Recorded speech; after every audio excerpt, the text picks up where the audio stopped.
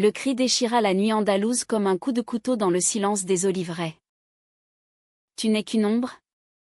Charlotte. Une ombre qui m'étouffe. Les mots de Clara résonnèrent contre les murs blanchis à la chaux de leur maison familiale. Perchée sur les falaises de Tarifa, où le vent du détroit hurlait ses secrets inavoués. Charlotte, figée dans l'embrasure de la porte, sentit son cœur se briser en mille éclats de verre colorés, comme ces vitraux qu'elle avait tant aimés dans les églises oubliées de Séville. Charlotte avait toujours été la gardienne des rêves brisés. À 30 ans, elle portait sur ses épaules le poids d'une famille que le destin avait malmenée. Comme ces tempêtes sahariennes qui balayaient parfois le sud de l'Espagne, laissant derrière elle un sable fin et âpre qui s'infiltrait partout.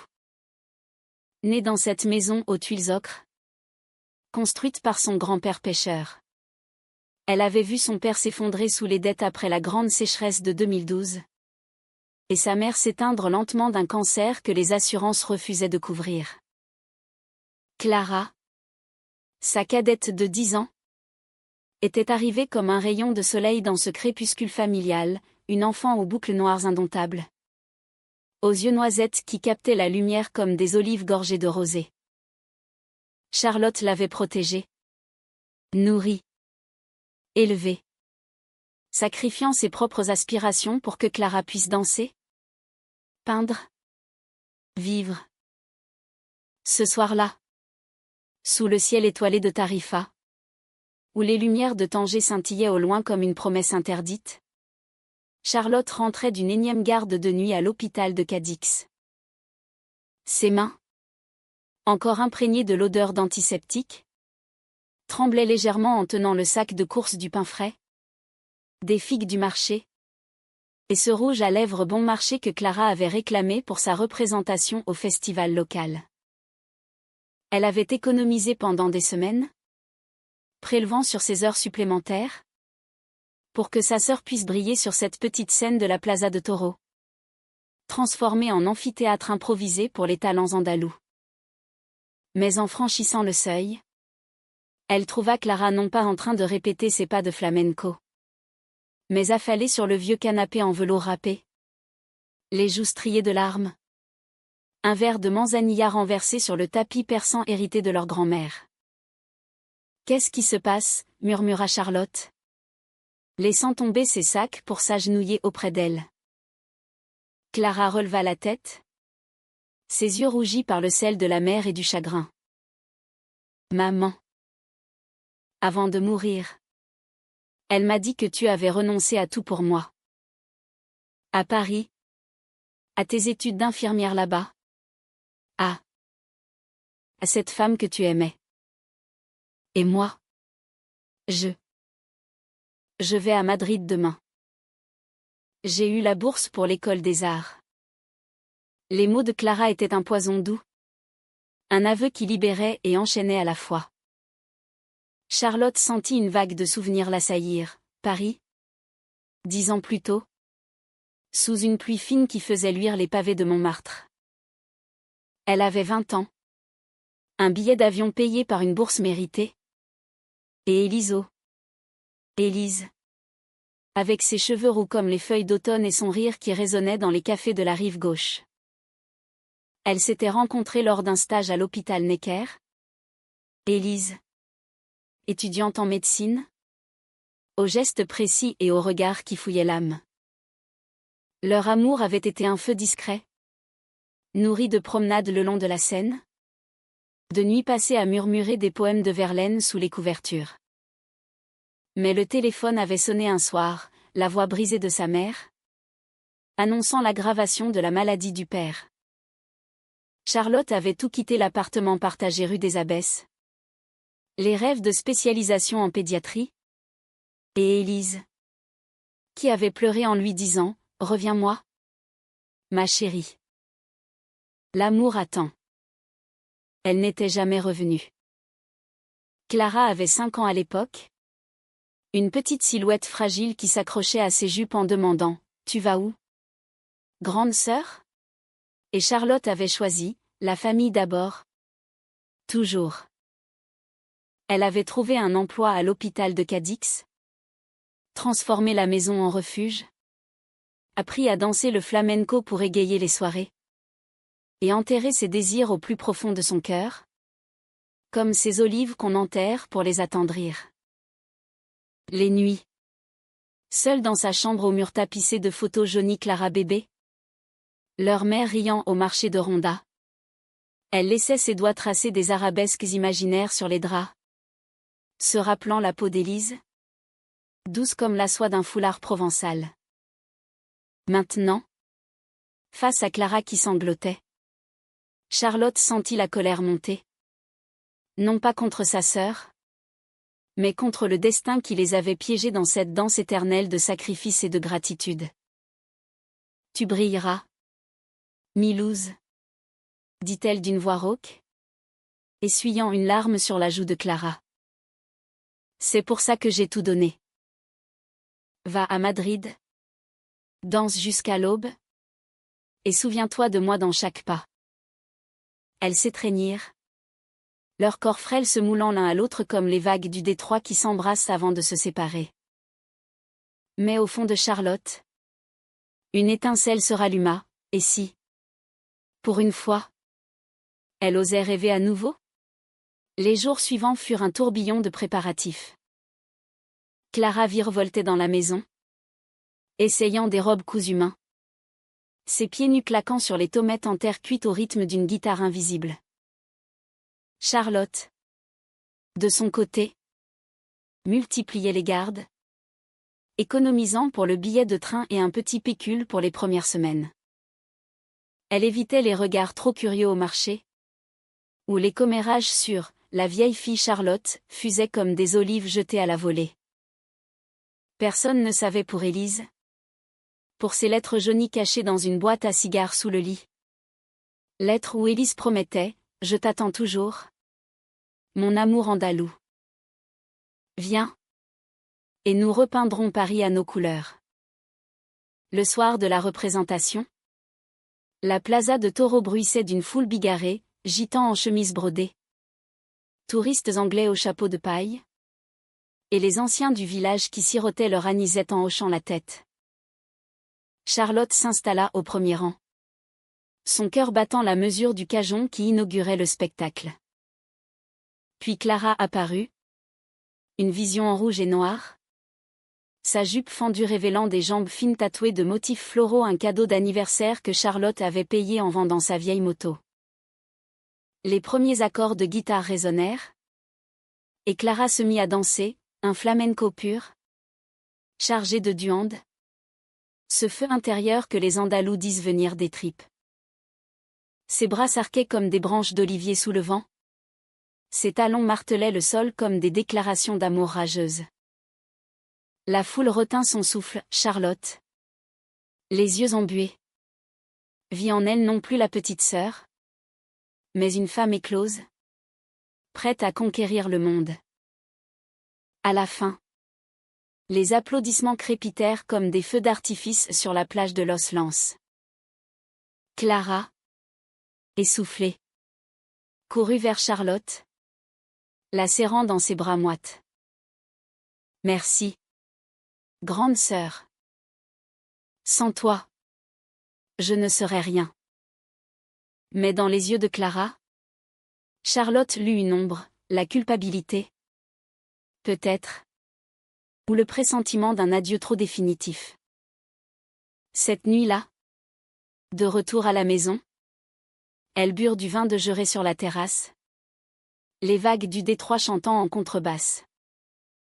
Clara parla de Madrid, de ses professeurs italiens, de garçons et de filles qu'elle rencontrerait dans les ateliers de danse. Charlotte écouta, un sourire aux lèvres. Mais son esprit vagabondait vers Paris, vers Élise qui, elle le savait par une carte postale arrivée l'an dernier, vivait désormais à Lyon avec une compagne, une information qu'elle avait ravalée comme un poison. Le lendemain, l'aube les trouva enlacés sur le quai de la gare de Algésiras, le train pour Madrid sifflant impatiemment. Clara monta, sa valise cabossée à la main, et agita la main jusqu'à ce que le convoi disparaisse dans les collines. Charlotte resta là. Seule. Le vent salé fouettant ses cheveux. Pour la première fois depuis des années, elle pleura non pas de joie, mais de vide. Et dans ce vide, une voix intérieure murmura, « Et toi, Charlotte? Quand brilleras-tu » Les semaines qui suivirent furent un endépouillement. La maison, sans les rires de Clara, résonnait comme une coquille vide sur la plage. Charlotte travaillait plus, sortait moins, évitant les invitations des voisines qui la regardaient avec pitié. Un soir, en triant les affaires de sa sœur restée dans l'armoire une écharpe tricotée, un carnet de croquis, elle tomba sur une lettre froissée. Adressée à une certaine Lucia. Elle contenait des mots enflammés, « Ma belle. Ton baiser sous les pins de Ronda m'a marqué à jamais. Reviens-moi. Et nous fuirons ce village étouffant. » Charlotte sentit son estomac se nouer. Lucia? La fille du boulanger. Celle qui avait toujours jeté des regards obliques à Clara lors des fêtes patronales? Ainsi. Sa sœur avait ses propres secrets. Ses propres amours interdits dans ce coin d'Andalousie où l'honneur familial pesait plus lourd qu'une cape de torero. Mais la révélation ne blessait pas autant que la solitude qui s'installait. Charlotte se surprit à marcher jusqu'à la plage au lever du soleil, pieds nus dans le sable froid, observant les ferries filer vers l'Afrique. Un matin, alors qu'elle ramassait des coquillages pour un collier futile, elle croisa le regard d'une femme, Sophia, une peintre venue de Grenade pour un atelier en résidence à Tarifa. Sophia avait la quarantaine, des cheveux grisonnants coupés courts, et des yeux bleus comme le détroit par beau temps. Elle peignait des toiles immenses de vagues et de vent, capturant l'essence sauvage de l'endroit. « Vous avez l'air d'une muse perdue » dit-elle avec un accent granadin chantant, en tendant un pinceau taché de cobalt. Charlotte rougit. Un feu qu'elle croyait éteint. Elles parlèrent des heures. Assise sur un rocher, Sophia racontant ses voyages en France. Ses amours passés avec une violoniste à Marseille. L'amour. C'est comme la peinture, il faut oser les couleurs vives, même si elles coulent. Ce soir-là, Charlotte rentra avec un éclat nouveau. Mais le doute la rongeait, pouvait-elle, à 30 ans, recommencer à aimer? Sophia devint une présence régulière, comme ces vents levantins qui rafraîchissent l'été andalou sans jamais s'installer. Elles se rencontraient sur la plage, Sophia installant son chevalet face à la mer, Charlotte apportant un thermos de café et des madeleines achetées au marché. Les conversations glissaient des banalités aux confidences. Sophia parla de son divorce d'avec un sculpteur jaloux, de sa fille adolescente laissée à Grenade, de son amour pour les impressionnistes français Monet et ses nymphéas, qui lui rappelaient la douceur des peaux aimées. Charlotte, pour la première fois, osa évoquer Élise, les mots sortant comme un fleuve longtemps barré. Elle était ma lumière parisienne, mais la famille. C'est une encre. Sophia l'écoutait. Ses yeux plissés par le soleil, et posait une main légère sur le bras de Charlotte. Les ancres? On peut les lever. Tu sais. Ou les transformer en voile. Un après-midi. Alors que le ciel s'embrasait d'un coucher de soleil sanglant, Sophia se tourna vers elle. Viens avec moi à Grenade. Juste une semaine. Laisse-moi te montrer que la vie n'est pas seulement sacrifice. Charlotte hésita. Le cœur battant. Clara appelait tous les soirs de Madrid. Sa voix joyeuse décrivant les nuits de flamenco dans les tablaos de Lavapiés. Les amis artistes qu'elle se faisait dont une danseuse nommée Inès. Dont le nom revenait souvent avec un rire complice. Et toi? Grande sœur? Raconte-moi ta vie. Charlotte mentait. Parlant du travail, des olives qui mûrissaient bien cette année. Mais la tentation de Sofia grandissait. Une nuit, après une exposition improvisée sur la terrasse de l'hôtel de Sofia, où l'étoile vibrait sous les guirlandes lumineuses, elles s'embrassèrent. Ce fut un baiser salé par la mer, urgent comme une vague. Les lèvres de Sofia chaudes et assurées contre les siennes. Charlotte se sentit revivre. Ses mains explorant les courbes familières d'un corps de femme. Rappelant Élise May avec une urgence nouvelle. Ancrée dans le présent. Elles firent l'amour dans la chambre d'hôtel. Les draps blancs froissés comme des vagues. Les murmures en espagnol se mêlant à des mots français que Sofia susurrait. Mon amour. Laisse-toi aller. Le lendemain, la culpabilité revint. Acide comme le citron de Murcie. Charlotte rentra chez elle. Le corps encore imprégné du parfum de lavande de Sofia. Mais l'esprit tourmenté. Elle écrivit une lettre à Clara. Non envoyée, ma petite. Je t'ai donné tout. Mais ai-je droit à un peu pour moi?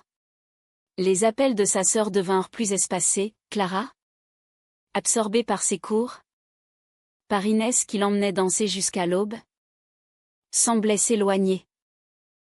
Puis, un soir de novembre, alors que les pluies d'automne fouettaient les vitres, le téléphone sonna. C'était la tante Remedio, la sœur de leur mère. D'une voix chevrotante, Charlotte, ta sœur. Il y a eu un accident. À Madrid. Elle est à l'hôpital. Le monde bascula. Charlotte prit le premier train.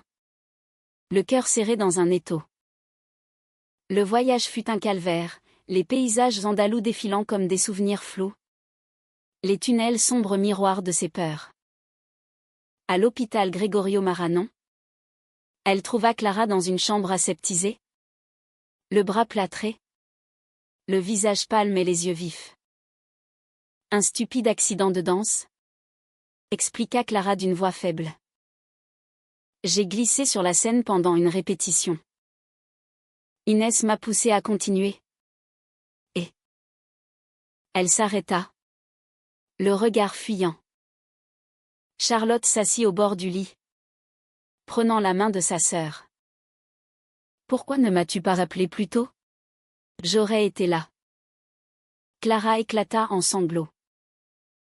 Parce que je voulais être forte. Comme toi. Mais grande sœur, j'ai tout gâché.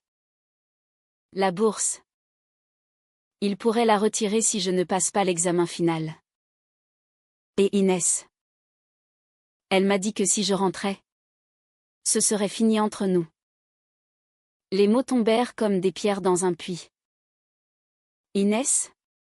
La danseuse dont Clara parlait avec tant d'éclat? Charlotte sentit une pointe de jalousie irrationnelle non pour l'amour de sa sœur, mais pour cette liberté qu'elle n'avait jamais eue.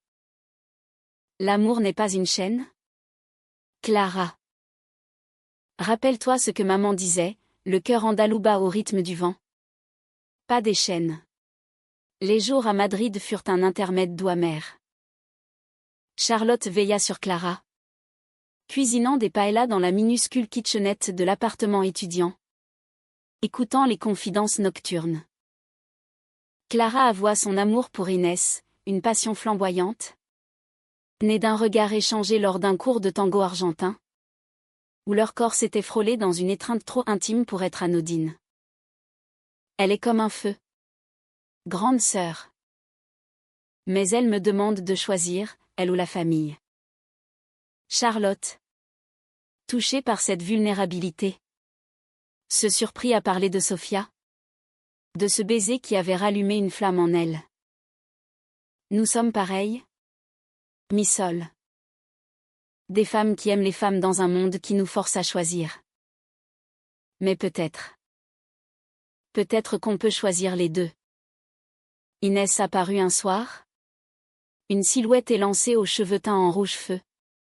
portant un blouson en cuir clouté. Elle était belle, farouche, avec un tatouage de rose épineuse sur le cou. La confrontation fut inévitable, dans le salon exigu. Autour d'une bouteille de Rioja bon marché, Inès accusa Charlotte d'être la gardienne possessive qui étouffe Clara. Elle a besoin de vivre? Pas de remords, lança-t-elle, ses yeux noirs flamboyants. Charlotte, blessée mais mesurée, répondit, l'amour vrai libère. Il n'emprisonne pas. Si tu l'aimes, aide-la à voler, pas à ramper. Clara, au milieu, pleurait en silence, déchirée entre deux feux. La nuit, après qu'Inès fut partie en claquant la porte, Charlotte et Clara s'allongèrent sur le lit étroit, comme autrefois dans leur maison de Tarifa. Je t'aime, grande sœur, murmura Clara. Plus que tout. Pardonne-moi d'avoir été égoïste. Charlotte l'embrassa sur le front. Un geste sororal pur, mais chargé d'une tendresse profonde, presque maternelle. Il n'y a rien à pardonner. Nous sommes taillés dans le même roc calcaire. De retour à Tarifa, Sophia attendait, patiente comme une olive qui attend la presse.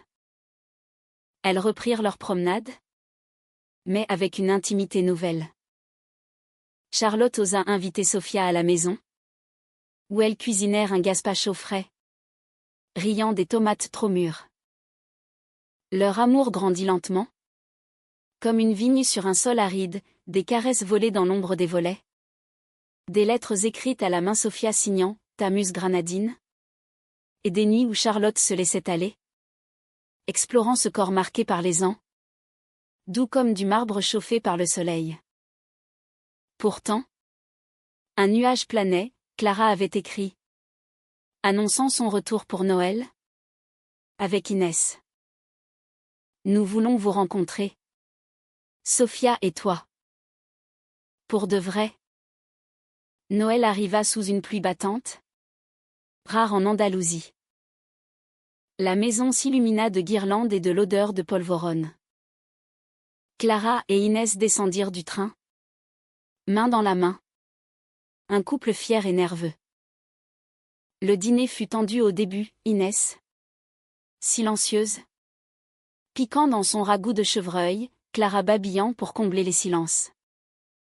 Mais Sophia, avec sa sagesse d'artiste, brisa la glace. L'amour, c'est comme une toile vierge.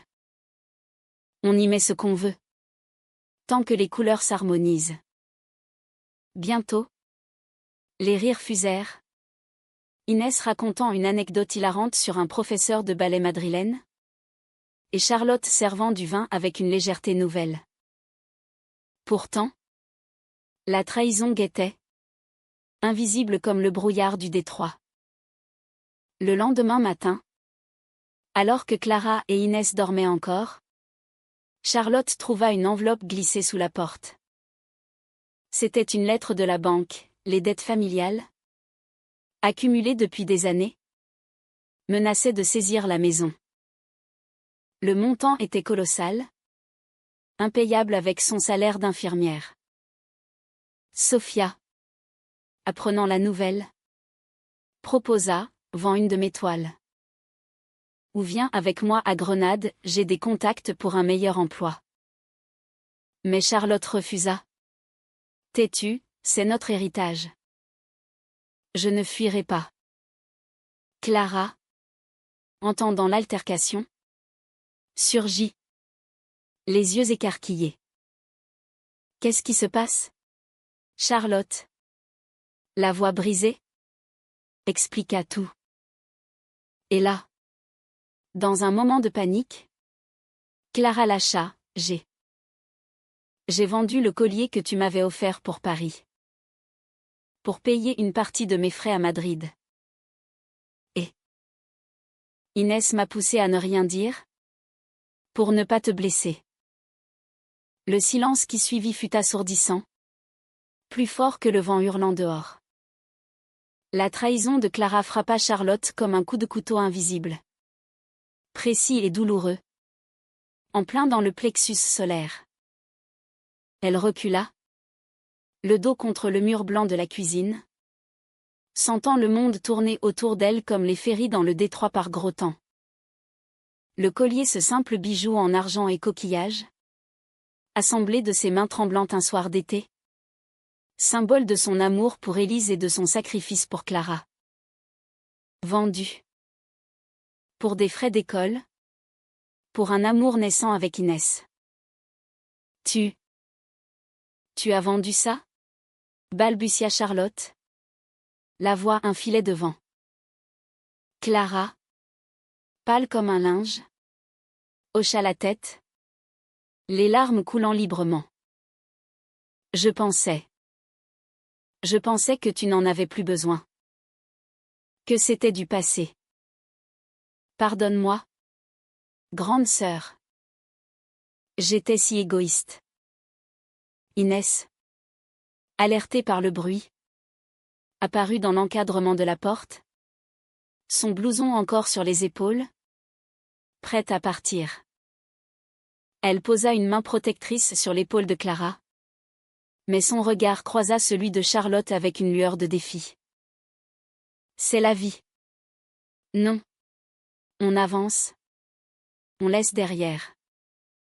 Sophia, silencieuse jusque-là, intervint d'une voix calme mais ferme, avancer sans regarder en arrière. C'est voler avec des chaînes invisibles. L'amour vrai répare.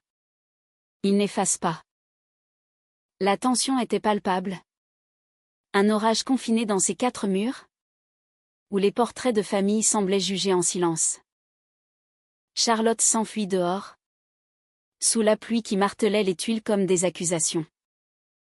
Elle courut jusqu'à la falaise, là où le vent du levant rencontrait le ponant, créant un tourbillon sauvage. Assise sur un rocher moussu, elle pleura, non pas pour le collier perdu, mais pour les années de silence, pour les désirs enterrés, pour cette sœur qu'elle avait aimée au-delà de tout, et qui l'avait trahie par ignorance. Les vagues en contrebas rugissaient, avalant ses cris, et dans ce chaos, elle se rappela une phrase d'Élise, lue dans une lettre d'autrefois: le cœur brisé est un jardin en friche, il suffit d'un grain pour qu'il refleurisse. De retour à la maison, trempée jusqu'aux os, elle trouva Clara seule dans le salon, recroquevillée sur le canapé. Inès était partie prendre l'air. Sophia cuisinait un thé à la menthe dans la cuisine. Explique-moi, dit Charlotte simplement, s'asseyant en face d'elle. Clara leva les yeux, rougie par le chagrin. Tout a commencé à Madrid. Inès. Elle est passionnée? Intense. Elle m'a emmenée dans des cercles d'artistes où l'on parle de liberté. De briser les chaînes familiales.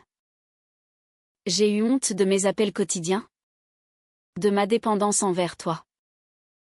Alors, quand j'ai eu besoin d'argent pour un atelier de danse, j'ai vendu le collier. Chez un antiquaire de Malazana. Il valait plus que je ne pensais assez pour payer 3 mois de loyer. Mais dès que l'argent a touché ma poche, j'ai regretté. Inès m'a dit, c'est ton droit. Bébé. Ta sœur t'a trop materné. Mais c'était faux. C'était moi. La lâche. Charlotte écouta, le cœur se serrant à chaque mot. Elle vit en Clara non plus l'enfant qu'elle avait protégé, mais une jeune femme en quête d'identité, piégée entre l'amour filial et l'amour charnel. Nous nous sommes toutes les deux sacrifiées, murmura Charlotte. Toi, en vendant un morceau de moi pour ton avenir. Moi, en te donnant tout le mien. Mais la trahison, elle guérit, si on l'affronte. Elles s'étreignirent, Un huguelon et silencieux, où les corps se reconnaissaient comme des vagues sœurs. Sophia rentra avec Inès, qui avait les traits tirés, le rouge à lèvres effacé par la pluie. La confrontation finale eut lieu autour de la table, sous la lueur vacillante d'une bougie, l'électricité coupée par la tempête. Inès, d'abord sur la défensive, craqua la première: j'ai eu tort. Mon propre passé. Ma mère m'a renié quand j'ai assumé mon homosexualité. J'ai projeté ça sur Clara. Sur vous. Je voulais la libérer. Mais je l'ai enchaînée à mes peurs. Clara prit sa main. Un geste de pardon. Et regarda Charlotte, et moi. Je te demande pardon. Pour le collier. Pour le silence. Laisse-moi réparer. Les jours suivants furent un lent tissage de fils rompus. Noël s'étira en une trêve fragile, des promenades pluvieuses sur la plage, où Inès et Sophia discutaient peinture et danse, leurs voix se mêlant au bruit des vagues, des soirées où Clara jouait de la guitare, chantant des coplas andalouses sur l'amour perdu et retrouvé. Charlotte, pour la première fois, osa téléphoner à Élise. Le numéro, trouvé sur une vieille carte, sonna longtemps avant qu'une voix familière ne réponde. « Charlotte ? Mon Dieu ! Est-ce vraiment toi ?» Elles parlèrent des heures, riant des ans passés, pleurant les occasions manquées.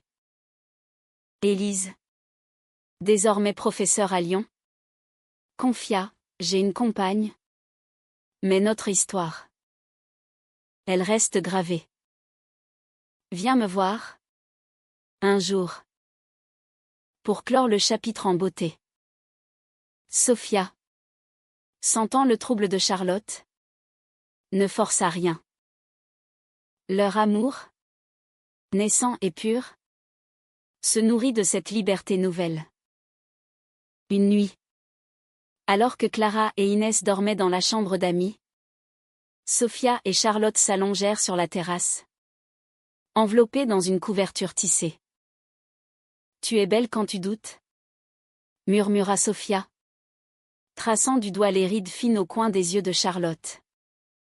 Comme un paysage de Cézanne, plein de lumière cachée. Elles firent l'amour sous les étoiles, lentement, leur corps se découvrant comme un territoire inexploré, les gémissements étouffés par le vent. Charlotte se sentit entière. Pour la première fois, une femme aimante. Aimée. Non plus ombre mais soleil. Mais le chaos approchait. Inexorable comme la marée. Fin janvier. Une lettre officielle arriva, la saisie de la maison était imminente. À moins de payer la totalité des arriérés. Charlotte, épuisée par les nuits blanches, confia tout à Clara lors d'un appel. Vends là. Grande sœur, répondit Clara d'une voix ferme. Commence une nouvelle vie avec Sophia. Inès et moi. On peut loger à Madrid. C'est notre cadeau pour toi. Mais Charlotte refusa. Têtue comme un olivier centenaire. Elle décida de se battre, une pétition au village, un emprunt auprès de l'hôpital, et même une vente aux enchères d'objets familiaux. La nouvelle se répandit comme une traînée de poudre dans Tarifa. Les voisins, touchés par l'histoire de la « sœur dévouée », organisèrent une collecte, des dîners solidaires au bar El Français, des guitares gitanes pour un concert bénéfice. Sophia peignit une toile géante, les sœurs du Détroit. Charlotte et Clara enlacées face à la mer. Vendues pour une somme rondelette. Inès, de Madrid, envoya un chèque discret, fruit de ses cachets de danse. Et Clara, dans un geste ultime de rédemption, contacta l'antiquaire de Malazana. Le collier avait été revendu à une collectionneuse française. Je vais le récupérer, promit-elle. Pour toi. Le jour de l'audience au tribunal de Cadix, Charlotte se présenta seule, vêtue de sa robe fleurie, un talisman contre la peur. Le juge, un vieil andalou aux moustaches grisonnantes, écouta son plaidoyer. Cette maison n'est pas des murs. C'est le cœur de deux sœurs qui se sont aimées au-delà des tempêtes. La salle applaudit spontanément quand il ajourna la saisie. Le temps de vérifier les fonds levés. Dehors, sous un ciel clair enfin, Sophia l'attendait, un bouquet de mimosas à la main. Tu as gagné, ma guerrière. Ce soir-là, un festin improvisé réunit tout le monde sur la plage, paella géante cuite sur un feu de camp. Vin coulant à flots. Et Clara dansant un flamenco victorieux. Inès à ses côtés. Charlotte, enlacée par Sophia, sentit les larmes monter non de tristesse, mais de gratitude. La trahison avait cicatrisé, laissant une marque argentée, comme le collier retrouvé. Le printemps andalou éclata en une explosion de couleurs, transformant les collines de Tarifa en un tableau vivant de coquelicots et d'amandiers en fleurs. Charlotte, libérée du poids de la dette, les fonds du village et la toile de Sophia avaient suffi. Se surprit à respirer plus profondément, comme si l'air salin du détroit portait désormais des promesses plutôt que des regrets. Clara et Inès prolongèrent leur séjour, transformant la maison en un havre d'artistes, croquis jonchaient les tables. Des airs de tango flottaient dans les couloirs, et les rires effaçaient les ombres du passé. Un matin de mars, un colis arriva de Madrid, le collier, enveloppé dans du papier de soie parfumé à la lavande. Clara l'avait récupéré, négociant avec acharnement auprès de la collectionneuse, une lesbienne parisienne qui, touchée par l'histoire, l'avait rendu gracieusement. Charlotte l'ouvrit, les doigts tremblants, et le bijou scintilla à la lumière, les coquillages polis par la mer, l'argent terni par les ans, mais intact. Porte-le pour moi, dit Clara, les yeux brillants. Et souviens-toi, notre amour n'est pas une chaîne, mais un fil d'argent qui nous relie. Charlotte l'accrocha à son cou, sentant son poids léger comme un baiser d'Élise, lointain mais éternel. Sophia, sentant le moment venu, proposa un voyage. À Paris, dit-elle un soir, alors qu'elle marchait pieds nus sur la plage de Bologna, les dunes blondes caressées par le soleil couchant. Pour clore ton chapitre et en ouvrir un nouveau avec moi. Charlotte hésita un instant, mais le regard encourageant de Clara, venue les rejoindre pour un pique-nique, dissipa ses doutes. Va, grande sœur. Vis pour nous deux. Le départ fut fixé pour mai, quand les jacinthes sauvages embaumaient les sentiers. Le voyage fut une révélation. L'Eurostar filait sous la Manche, Sophia dessinant des croquis de Charlotte endormie, son profil andalou adouci par le sommeil. À Paris, la ville les accueillit sous une pluie fine, comme un clin d'œil au passé. Elles logèrent dans un petit hôtel du Marais, aux rues pavées où les librairies sentaient le papier ancien et les bistrots exhalaient des odeurs de confit. Charlotte guida Sophia vers les lieux de ses souvenirs, le Pont des Arts, où elle avait accroché un cadenas avec Élise, le café de Flore, où elles avaient ri de leurs blouses tachées, et l'hôpital Necker, dont la façade grise raviva une nostalgie douce. Élise les reçut dans son appartement haussmannien, transformé en galerie d'art improvisée. À 50 ans, elle était toujours aussi rayonnante, les cheveux roustriés de blanc, mariée à une libraire nommée Margot, une femme discrète aux lunettes rondes. Le dîner fut un baume, vin de Bordeaux, fromages affinés, et des histoires partagées sans amertume. Tu m'as appris l'amour vrai, Charlotte, dit Élise, levant son verre. Celui qui libère. Charlotte. Le collier au cou. Répondit, et toi? Tu m'as appris à rêver. Merci d'avoir attendu. Même si ce n'était que dans mon cœur. Sophia. Silencieuse mais attentive. Serra la main de Charlotte sous la table. Un ancrage solide. La nuit parisienne fut magique, une promenade le long de la Seine, où les lumières des bateaux-mouches dansaient sur l'eau comme des lucioles.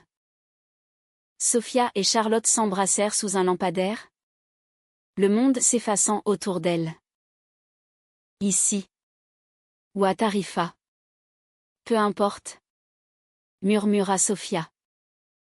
Tant que nous sommes ensemble. Elles firent l'amour dans leur chambre d'hôtel. Fenêtres ouvertes sur le bruit de la ville.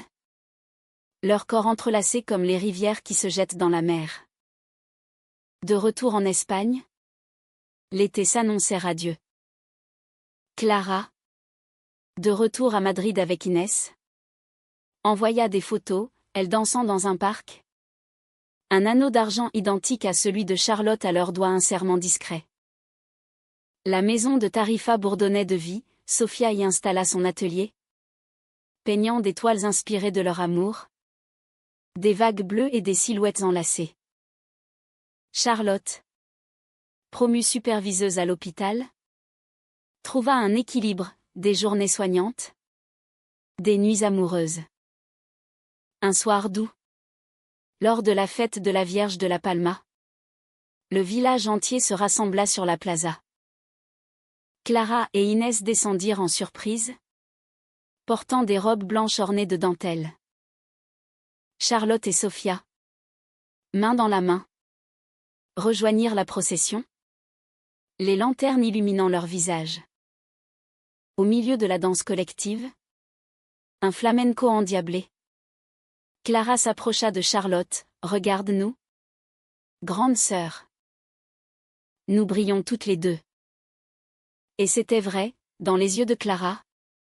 La joie d'une artiste accomplie, dans ceux de Charlotte. La paix d'une femme assumée. La trahison du passé s'était muée en force. Un fil d'argent reliant leur cœur à travers les mers et les ans. Sous les étoiles andalouses. Où le détroit chuchotait ses secrets au vent. Charlotte leva les yeux vers le ciel. Pour la première fois. Elle se sentit non pas sacrifiée. Mais entière, une sœur. Une amante. Une femme libre. Et dans ce moment. L'amour. Ce grand égaliseur. Effaça les ombres pour ne laisser que la lumière. La vie. En Espagne ou en France. En sacrifice ou en gloire. N'était qu'une danse, rythmée. Passionnée. Éternelle. Et elle dansait. Toutes. Au son invisible d'un duande partagé.